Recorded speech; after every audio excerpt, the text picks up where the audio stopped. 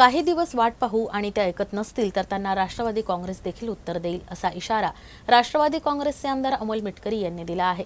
वारंवार अजित पवारांवर होत असलेल्या आरोपांवर त्यांनी आपली प्रतिक्रिया दिली। बारामतीत घडलेल्या घटनेचा त्यांनी निषेध केला असून काळा कपडा टाकून विकासाच्या सूर्याला झाकण्यासारखा हा प्रकार असल्याचं ते म्हणाले। तीनही पक्षात एकवाक्यता असल्याशिवाय विधानसभेच्या निवडणुकीत यश प्राप्त होऊ शकणार नाही।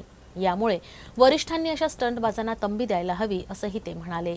नाही, साधारणपणे अशा प्रकारे जर कोणी बोलत असेल, कोणी काही असं कृत्य करत असेल आणि त्यावर कुठला वचकच राहत नसेल, तर मग साहजिक आहे राष्ट्रवादीच्या कार्यकर्त्याचा पण एक सीमा आहे, एक मर्यादा आहे. आम्ही आमच्या भावना वरिष्ठांकडे कळवल्या. आणखी थोडे दिवस वाट बघू आणि जर आता ऐकतच नसतील, तर मग राष्ट्रवादी काँग्रेस पक्ष सुद्धा त्या पद्धतीने त्यांना योग्य उत्तर देईल.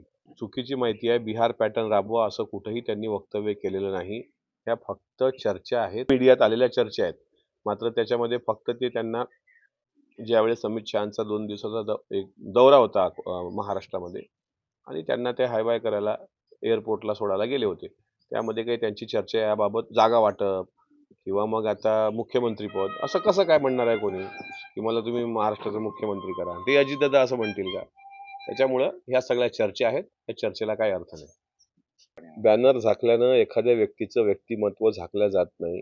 प्रसिद्धीच्या झोतात राहण्याकरता शिंदे सेनेच्या एका तिथल्या जिल्हाध्यक्ष काय कोणतरी आहे, त्यांनी तो प्रकार केला.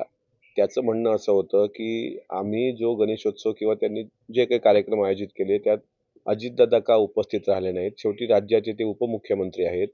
ते असतील, देवेंद्रजी असतील, एकनाथराव शिंदेसाहेब असतील, हे सर्व यांच्या मागं पण त्यांचे कार्यक्रम लागलेले असतात.